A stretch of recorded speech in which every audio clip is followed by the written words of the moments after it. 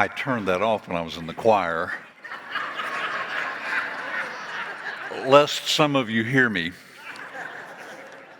And I don't know about the sound technicians. I think Jim is up there if I can see clearly, but somebody like Stretch being up there, he would turn it up loud just to get me. So I knew to turn it off, but I forgot to turn it back on. Anyway, all right, there's something exciting about it when several hundred people sing praise to God. So thank you. That's exciting to me. You can be turning, if you would, to Psalm 40. I would just suggest as you turn that you keep in mind what you've just sung, the last three hymns. As we read through this, you're going to see a lot of the concepts. You may not have realized it, but you were singing Scripture, scriptural truths, which is what the Psalms are all about. They are hymns.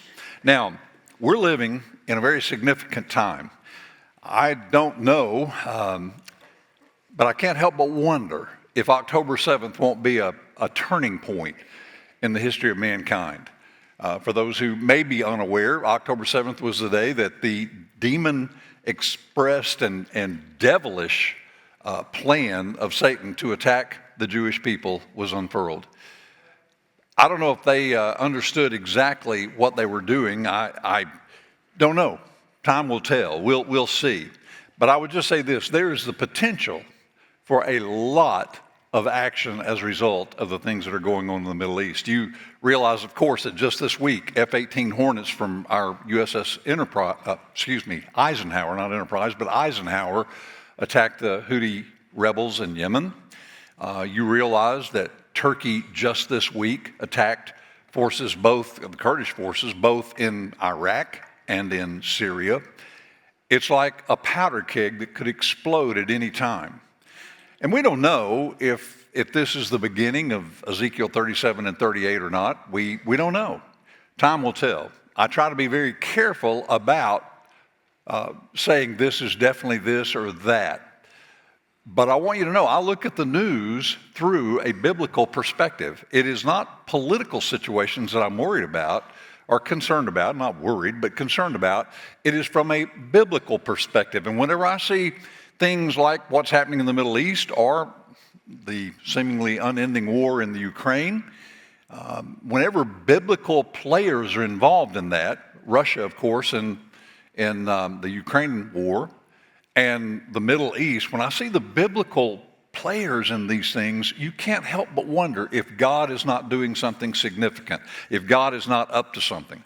I think there is the potential for a lot of things to happen. Now, for the record, I do not believe that God is through with the Jew. I don't think that Palestine will ever push Israel into the sea. And you say, why do you say that? I believe that God has let us know clearly and surely, Romans 9 through 11 being one example, that God is not through with the Jewish people. They are the people, you remember, who several biblical authors have called the apple of God's eye. Now, God is not going to let them perish, not because they're smarter than other people or they're more talented than other people, but I do not believe he will let them perish because he has a covenant with them. And his covenants are eternal covenants. Now, that's good news for you. Because you see, when you were saved, God made a covenant with you as well. And God honors his covenant. He always has, and he always will. Now, Moses, David, Jeremiah, Zechariah, all of these men called Israel the apple of God's eye. As a matter of fact, when the Messiah comes and rules, do you know what throne he will reign on? The throne of David. So I just believe that God is somehow going to protect Israel through all of this. That does not mean, however, they will not go through perilous times and suffer in many ways that you and I probably can't imagine, as they did on the day October 7th. Just like they are not exempt from God's problems, we aren't either.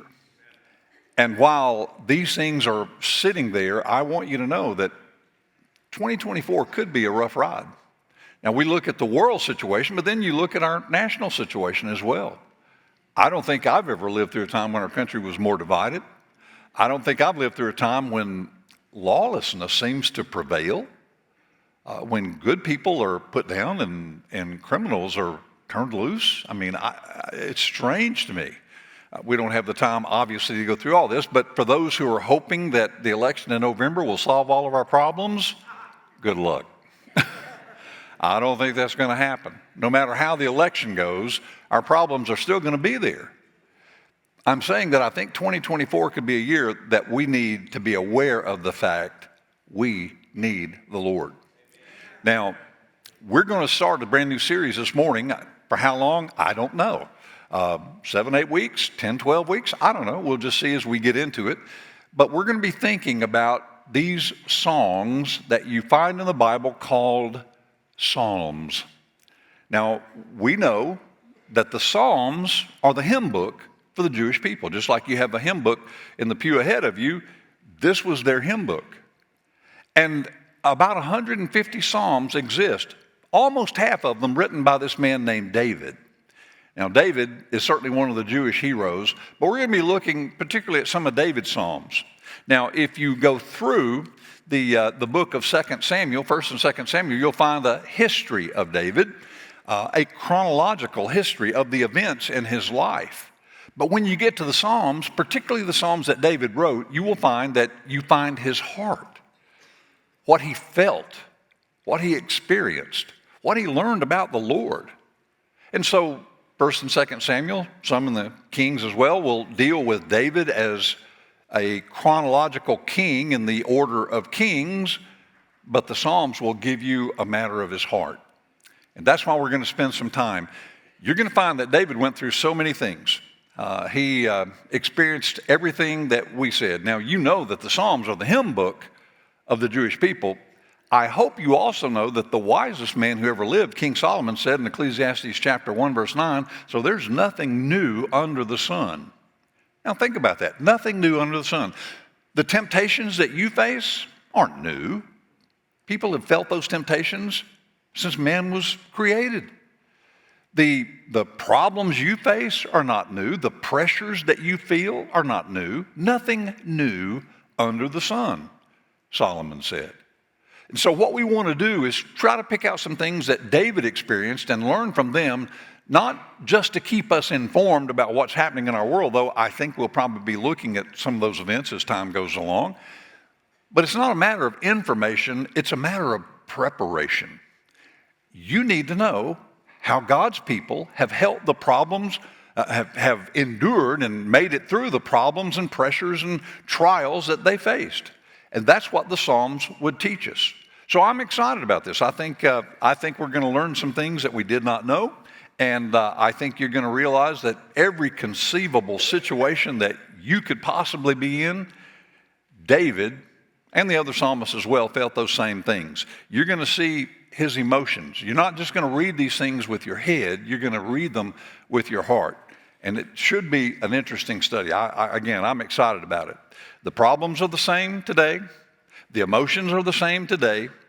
In fact, I saw a bookmark once that said, if you feel this way, and it would name some particular feeling that you might have, like worried, if you feel pressure, if you feel loneliness, read this psalm.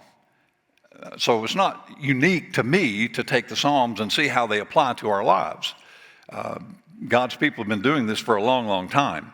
But I believe David will help us learn what to do in times of trouble because he did write, for example, out of the horrors of war. We'll see some of that. He wrote on times when he was very lonely and in a desolate cave. He wrote about times when he was literally on the run for his life. On more than one occasion, people wanted to kill David. Sometimes you'll read about him grieving over the rebellion of his son named Absalom. Sometimes you'll see him crying his way back to God after his sin with Bathsheba. You'll just see the heartbeat of David. It's not just with your head, but you'll experience it with the heart. And that's what we want to do.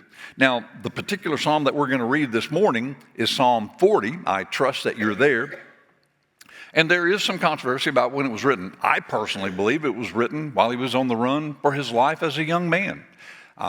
Early on, King Saul wanted to kill him, and he spent a long time running from King Saul. I believe that's probably what he's talking about, but we'll let you decide what crisis he was in, but you're going to find he was in a pit, and not just a pit, but a pit of destruction. So, having said that, let's turn to Psalm 40 and begin in verse 1. We'll read through the first few verses and notice what he says.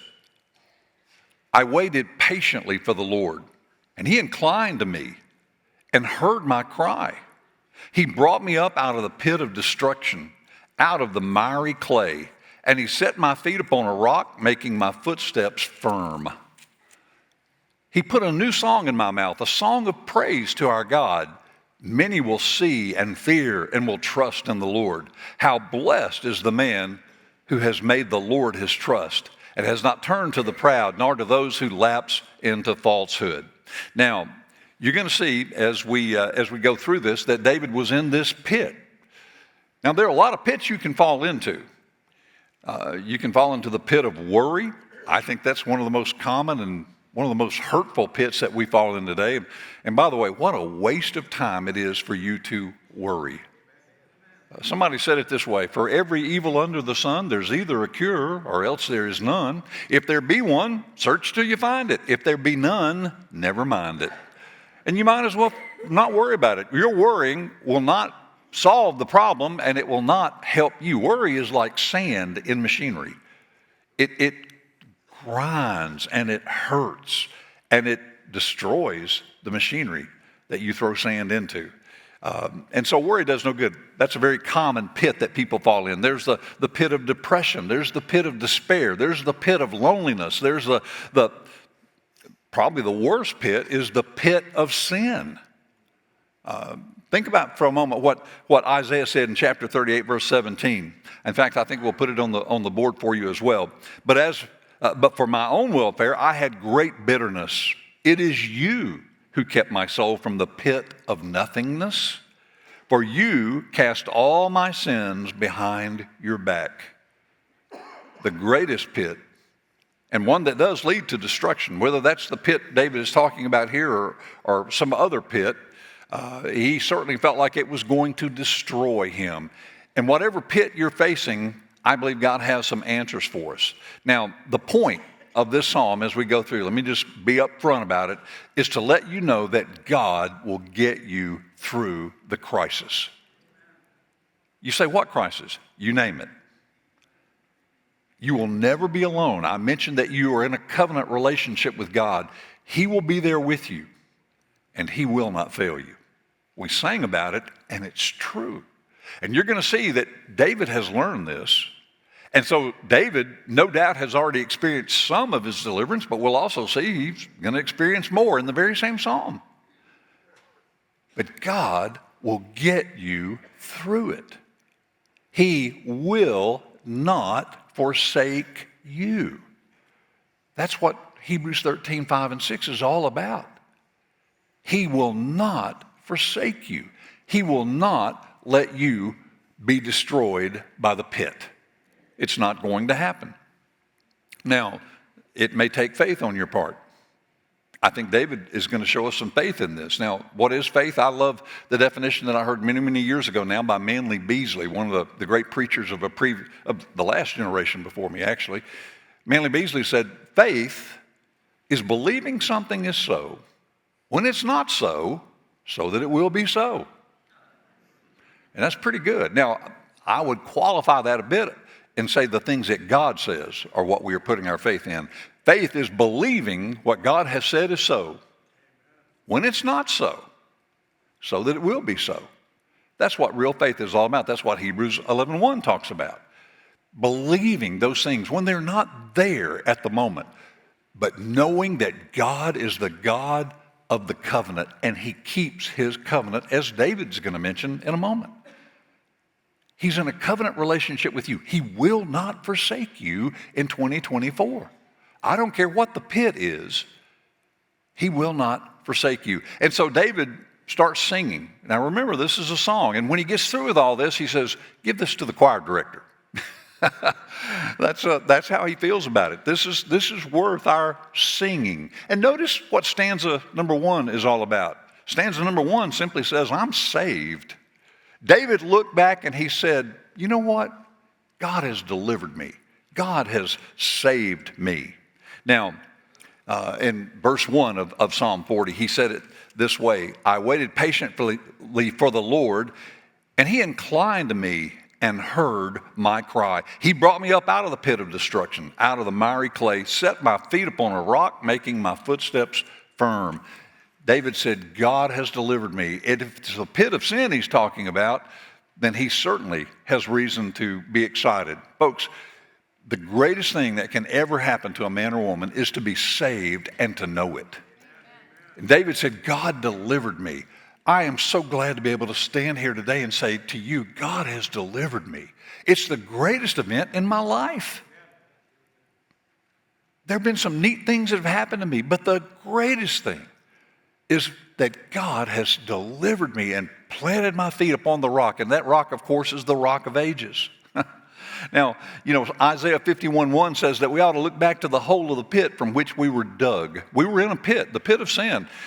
God brought us out of that pit. And now and then we need to look back and remember that. And David is saying that. I waited patiently for the Lord, but he did incline to me. And when it says he inclined to me, one of the commentators I was reading this week said that he bent down for me. Literally, the translation being, he bent down unto me.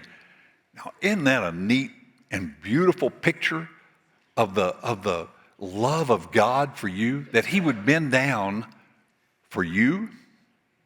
It shows the absolute condescension of the Lord, that he would reach down to you. There's an old song that we used to sing, when he reached down his hand for me. It says something like this: I was lost and undone without God and his son when he reached down his hand for me. He bent down for me. He inclined to me. Now, one of the biggest lies that the devil loves to tell is, you are hopeless. There is nothing anyone can do for you. And that is a lie. The devil loves it. And he loves to throw that lie out again and again and again. But David says, no, he bent down for me. I'm saved. God delivered me. And he put us on the rock of ages, gave us solid footing, a firm foundation. It will not quiver beneath us. It will not be shifting sand that can cause you to lose your balance and fall. And then he says he put a new song in our mouth. Now, I don't know exactly what that new song will be, but it may be something like Revelation chapter 5, verse 9. You'll notice it says, and they sang a new song. So here's one of the new songs of the Bible. And they sang a new song saying, worthy are you to take the book and to break its seals, for you were slain and purchased for God with your blood men from every tribe and tongue and people and nation. The song of the redeemed. That may be the new song that he's talking about. But stop and think about it. Jeremy ought to love this. He takes you out of the mire and puts you in the choir. And when you read this carefully and look carefully, you'll notice that he brings you up, he sets you up, and then he tunes you up. I mean, he brings you up out of the pit. He sets you on a rock, and then he gives you a new song to sing. So he really does bring us up, set us up, and then he tunes us up to sing his praise. But I want you to notice verse 5. We didn't read verse 5. Notice, if you would, many, O Lord, my God, are the wonders which you have done, and your thoughts toward us. There is none to compare with you. If I would declare and speak of them, they would be too numerous to count. My friend, did you realize God has you on his heart? God Almighty thinks of you. David doesn't say just me. It's us. God thinks of us. He said, I couldn't count the thoughts. I don't know if you've ever really thought about that or not. But you are on the heart and mind of God, and he thinks about you. It's not just others. It's you he's interested in. What an awesome God we have, an incredible God that we're on his heart. We're saved. That's stanza 1. You know what stanza 2 is? We're separated. We are separated. He has been separated, David would say, from that sin. Now, it's because of these verses in verses 6 through 8. In fact, let's go ahead and read verses 6 through 8. And you might just, if you want, at least I did in my Bible, put a little note out besides verses 6 through 8, separated. That's what he's talking about. Sacrifice and meal offering you have not desired. My ears you have opened. Burnt offering and sin offering you have not required. Then I said, behold, I come. In the scroll of the book it is written of me, I delight to do your will, O my God. Your law is within my heart. He's talking about being separated. God has set him apart and made him his own. Now, a lot of people call this the Christmas psalm because it's referred to many times in the New Testament. And one of those classic passages is in Hebrews chapter 10. So turn there if you will. We'll put verse 5 on the board for you, but there are other verses that are interesting as well. Notice in Hebrews chapter 10, verse 5. Therefore, when he comes into the world, he says, now again, this is called the Christmas psalm because when he came into the world, he said, sacrifice and offering you have not desired, but a body you have prepared for me. Now, let's just stop right there for a moment.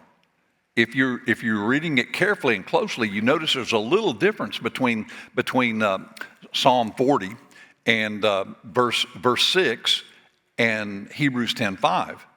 In Psalm 40, verse 6, it says, my ears you have opened, but in Hebrews 10, it says, a body you have prepared for me. You say, well, Pastor, what's the difference? Well, I think it's an idea that you need to be aware of and something you need to keep in mind. Some theologians would call it a progressive realization. God gave us a lot to see in the Old Testament, but we didn't see everything. And in the New Testament, he clears up any doubt about what he was talking about. Now, David talked about, and we'll see in a moment, that God did open his ears. But when Jesus said this, he said, you've given me a body. Why? David had come to understand something. David had come to understand that offerings would never pay, sin offerings would never pay the price for his sin. They were a very temporary solution to the problem of sin.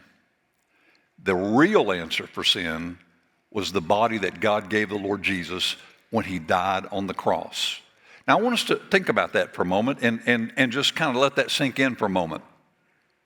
Now, David recognized particularly that all of these offerings were not sufficient to take away sin. They were inadequate. And Jesus did in his body what all of those animals could never do, and that was pay for sin. In the Old Testament, sins were atoned for. They were covered over. That's what the idea of atonement means. When he talks about the Noah's Ark, it was covered in pitch. It was covered with literally atonement. It didn't solve every problem, but it covered it over. And that's what sin offerings did. But Jesus, on the other hand, paid the price for sin. He didn't just smooth it over and cover it over. He removed the problem. He dealt completely with our sin. And so he was given a body. Now, there are 4 ways in the Bible that people have received bodies. Number 1, Adam. Adam was created from the dust of the earth. Man or woman were present. God just took a handful of dust and created Adam. And then he created Eve. He took a rib from Adam. And he took that rib, and there was a man standing there, but no woman. Eve was not born. She too was created from the man. And then there's another type of existence that comes about. That's like you and I, from the union of a man and a woman. And then there's a 4th way a body was conceived, and that was the presence of a woman and not a man. The Lord Jesus came that way. And so there's 4 different ways that man has been created. You say, well, that must have been a miracle. It really was. We call it the virgin birth. And it was absolutely necessary for Jesus to have a fresh start, a clean start. He did not receive from his Father any taint of sin. We received from Adam that sinful nature. And so Jesus could not have an earthly father, lest he have a sinful nature. And so you find that Jesus had earthly mother, but no male father. That's what the virgin birth is all about. But I want you to think for a second about Psalm 40, verse 6. It says, he opened my ears. I did a little digging on that this week. When it says he opened my ears, it literally says he dug my ears. He digged or dug my ears. You could even, it's sometimes translated bored my ear. Now that's interesting. We wouldn't say it that way. He dug my ears. We would say he opened our ears. But when you stop and think about it, that really is insightful. You know what he's saying? We're pretty hard-headed. He had to dig out through the ears for us to be able to hear because of our old thick skulls. He had to dig it out. And by the way, the same word is used, for example, in Genesis 50, verse 5, when Joseph is explaining to people that he had to go back to the land of Canaan and take his father back to be buried in the grave that he had dug. Same word. It was used to speak of digging a grave. Or in Numbers 21, verse 18, the Bible talks about a well which the people dug. Same word. So he had to dig into our ears for us to be able to hear. We're pretty hard-headed. We're pretty thick-skulled. God had to do a work to ever get to you. That's why you'll never be saved on your own. God has to open your ears. God has to open your eyes. God has to help you see the truth, or you'll never see it. You'll never figure it out on your own. You'll never understand it unless God opens your ears. But there's another way that this was interesting to me. It also is used sometimes to speak of bored, like you're boring into a rock. Now, the Jewish people would have been aware of what it meant to bore something. In Exodus chapter 21, for example, you'll find a use of this when a slave was set free. On the day of Jubilee, all the slaves of Israel were set free. And let's say on that day that a man had come to have a family. He was married to another slave. They had children. And even though he had his freedom, he didn't want to leave his wife and kids. And so he might say, you've been a good owner. You've been a good master for me. And I like the word, I think probably either one of them would be fine, but you've been a good master to me. I don't want to leave. You know what they would do? They would take him up to the door frame and take his ear and take an awl and bore through his ear. It was the mark of being a slave by choice and not by force. He chose that. Did you know the New Testament indicates that that is what you did when you became a Christian? The Greek word is the word doulos, D-O-U-L-O-S. It means a bond servant, a slave by choice. You are the bondservant of Jesus Christ, the New Testament we'll talk about. And the Hebrews understood this. They understood what these pictures in these words would mean. They understood what it meant to be a bondservant. And so David is saying, that's who I am. He has separated me. I'm not the same as others. I'm here by choice. I choose to follow Christ. I choose to have a new master over me. That's what he's talking about here. And so stanza 2 is this matter of being separated. Stanza 1, I'm saved. Stanza 2, I'm separated. The third stanza in verses 9 and 10, I'm satisfied. That's what he's saying in verses 9 and 10. Go back, if you would, to Psalm 40 and look at verses 9 and 10, and you'll see what I'm talking about. I have proclaimed glad tidings of righteousness in the great congregation. Behold, I will not restrain my lips. O Lord, you know, I've not hidden your righteousness within my heart. I have spoken of your faithfulness and your salvation. I have not concealed your loving kindness. There's our Hebrew word for covenant loyalty. Hebrew word chesed, C-H-E-S-E-D. I have not concealed your loving kindness and your truth from the great congregation. David said, I'm satisfied and I'm letting everybody know it. What's happened to me is so good, I'm going to tell others about it. Let me ask you a question. How long has it been since you just said something positive about the Lord to somebody you don't know that well? Just a positive word. Man, God has been so faithful to me. Do you share of your satisfaction in him? David said, I will not be quiet about this. I can't keep quiet. And you know, when God does something super in your life, you have to talk about it. You've got to tell somebody. You want to tell somebody. And that's what David is saying. I am satisfied, and I can't keep it a secret anymore. I'm going to tell people about it. You know, a few years back at Crystal College, they had a graduation service for all of those who were graduating from college, and they did something that was a little out of the norm. They didn't do this on a regular basis, but they actually opened it up for testimonies, for people to share a testimony. Of course, Crystal College is a Christian college, and so they asked for testimonies. One of the graduating seniors said, let me tell you what happened to me while a student here at Crystal College. I came here because my parents wanted me to come, but I wasn't living for the Lord. As a matter of fact, my freshman year, I was doing drugs with some of the other students. And he said, we were in a room one day doing drugs, and out of nowhere, a 15-year-old boy came in and said, I just got saved. I've given my life to Christ. He saved me, and he forgave me my sins, and I'm going to live for him forever. And that was the last time he saw the young man. But here he is, smoking weed and doing other things. And he said, I could not shake that thought of this 15-year-old boy who was so excited about what God had done for him. And he said, as a result of that, I gave my heart to Christ. And he said, you know, for 3 more years now, I have lived for him. And I'm so grateful that somebody told me what God had done for them. You never know how God might use what you say. You never know this side of glory what God can do with something that you say. Now, most of us sit here and think God could never use me, but you're wrong. I'm sure that 15-year-old boy didn't know what he was saying and what an impact it would have. He just knew God had done something for him, and he wanted to tell others about it. I've seen that so many times through the years.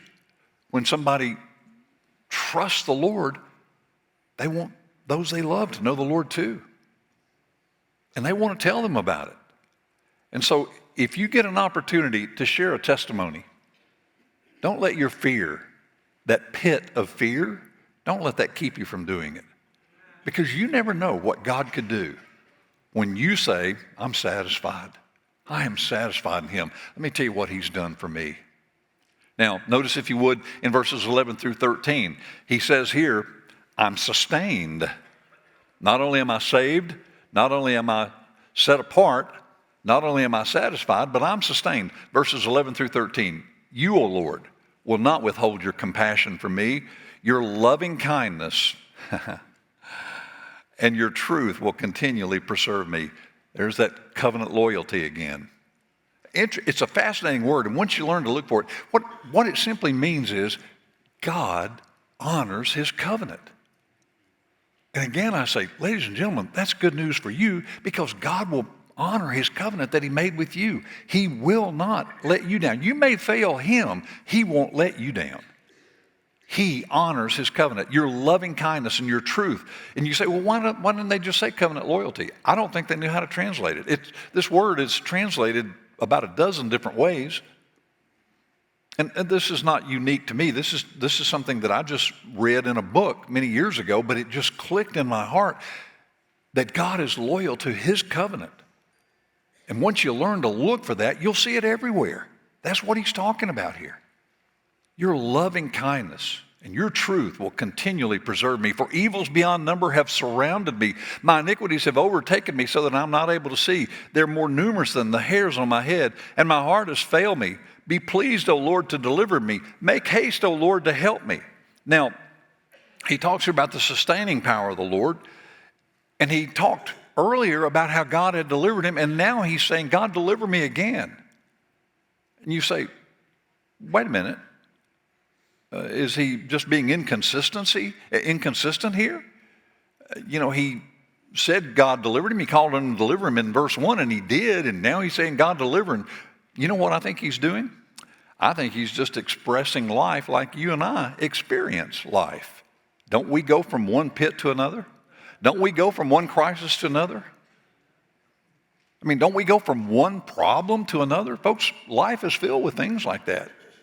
And so I think he's just verbalizing what we know is true. You know, God will deliver you today But that doesn't mean you won't have problems tomorrow or the next day or the next.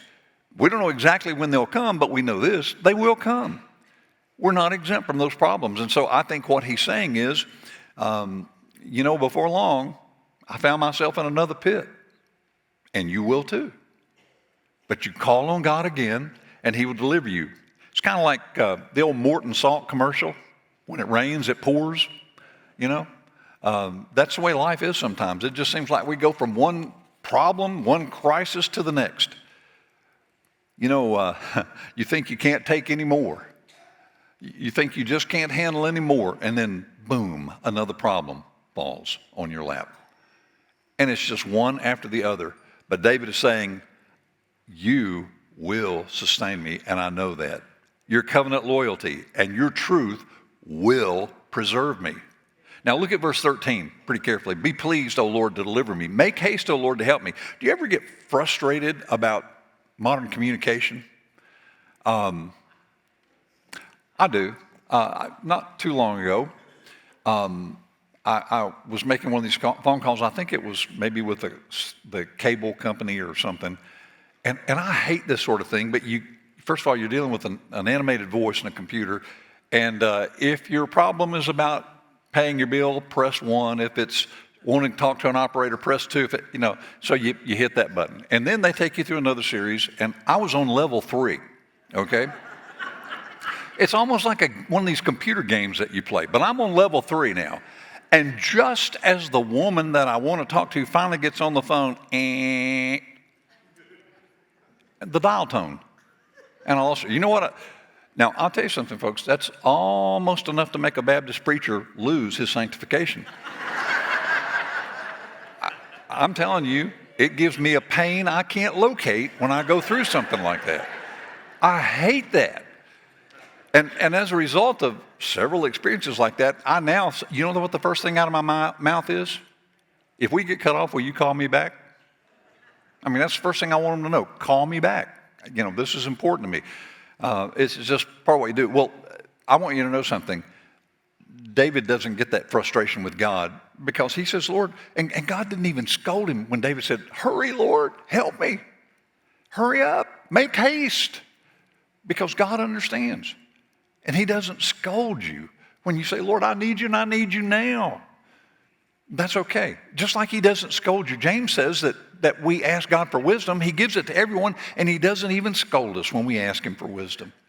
God understands you a lot better than you think he does, and he's out for your good. And there's nothing wrong with crying out, oh God, hurry up, please. I'm in a desperate shape. Knowing all the while that he will sustain you. You take a stand of faith on it. He will sustain you. And then finally, notice in verse 16, he says, I'm surrendered. Look at verse 16 very carefully. Let all who seek you rejoice and be glad in you. Let those who love your salvation say continually, the Lord be magnified. Now, my friend, when you can say the Lord be magnified in my life, you're surrendered. Paul said it this way in Philippians chapter 1, verse 20, that Christ might be magnified in my body, whether by life or by death. You talk about surrender. Paul was surrendered. David was surrendered. God be magnified in me. There's two ways you can magnify things. First of all, you can use a telescope and take things that are way off in the distance and pull them in close. That's one type of magnification. There's another way. You can take things that are very, very small and put them under a microscope and make them bigger. But those are, as far as I know, probably the two best descriptions of magnification that I can think of. And you know something? God has a way of using us in both those cases. There's some people who think God is way off. He's far away. Your life can magnify to them. He's not so far away. He's close. He's a lot closer than you think. He's close enough that I know him and that I walk with him and that he takes care of me. He saved me. He sustained me. He set me apart. He's done all these things for me. And your life can bring the Lord in close to some people who think he's far away. But then there are others who say, well, I believe there's a God, but He's not really interested in us. He's very small as far as mankind is concerned, and your life can magnify him to them in the same way. To say, he is bigger than you think. He's a lot closer than you think, and he cares a lot more than you think. That's what he's talking about here. The Lord be magnified in me. Now, in verse 17, you'll notice he says, since I am afflicted and needy, let the Lord be mindful of me. One alternate translation I came across said, the Lord is mindful of me. And it kind of takes you back to the first part of the psalm where he said, he thinks about us all the time. We couldn't even count the number of thoughts that he has about us. You're on his mind. That's what he's saying. God is interested in you. And in this year, no matter what comes your way, he will be faithful to you. You need to have that in the back of your mind. David said, I was in the pit of destruction, but he delivered me. And he put my feet upon a rock. That rock is Jesus. Today, January 14th. You know what happened on January 14th, 1741? I know you think about that all the time, don't you? There was a baby born, a cute little baby boy named Benedict Arnold. And he grew up to be a great general. He really was. We remember him for one thing, but he actually was a general in the colonialist militia and had won several great battles, was seriously wounded twice, almost died twice in battle for the colonies. But he let his life get a little out of control, and he ended up in debt, and he needed money. And the British somehow found out about all that, and they offered him money if he would sell out West Point, if he'd give them the instructions on how to defeat West Point on the river. And he did. Now, the colonists found out about the plan, and the plan was thwarted. He had no place to go. He ended up becoming a general for the British Army. And when the war was over, they actually took him back to England and set him up with a house and property. But you know what? People there hated him. He was a traitor. Now, he didn't betray them, but they're thinking he betrayed his first country, his first love. If he betrayed them, he'll betray us. So they didn't like him. So Britain picked him up and brought him to Canada and gave him land there. That didn't work out for him either. People there didn't like him. He didn't like them. They didn't like him. He ended up being a merchant trader in the West Indies and died in huge debt, being remembered for one thing: he was a traitor. You know something? Life is about choices that we make. It really is. When you boil it all down, your future is going to depend a lot on the decisions that you make even today. Surely tomorrow, the next day. Your future will be largely determined by the choices you make. And whether you end up on the winning side or the losing side really is up to you. And it depends on the choices you make. David had said, I choose the Lord. I'm going to walk with him. He set me free. And you know something? We sang the song, he's the same God. The same God. And it's true. He'll do for you what he did for David. But the choice is yours. David wasn't a perfect man. We're going to see as we go through this, a lot of the messes he was in were messes he had made. You may say, I'm not perfect. I can't do it. It doesn't matter. He'll help you. The question is, will you choose him? That choice is yours, and nobody else can make it for you. But you get to choose. I hope you choose wisely. Let's bow our heads for a moment, heads bowed and eyes closed. And I want you to think about that for a second. We're at the beginning of a new year, and it may be that some of you here have never really been saved. You can't even sing stanza 1. Where David sang out, I'm saved. He took me out of the miry clay, put my feet upon a rock. That rock is Jesus, and I'm saved. You can't say that. I hope you will solve that problem today by saying, Jesus, I want you. I want to be saved. If you've never been saved, I hope today, January 14th, 2024, will be the day that you choose Jesus. He chose you. He loves you. That tug in your heart is from him, but he'll not force himself on you. You have to choose. I hope you'll choose him right now. Today, tomorrow, the next day, we're going to have a lot of choices to make. And they will have a bearing on our future, an impact on our lives. I hope you'll learn to be like David and say, I choose him. God be magnified in me.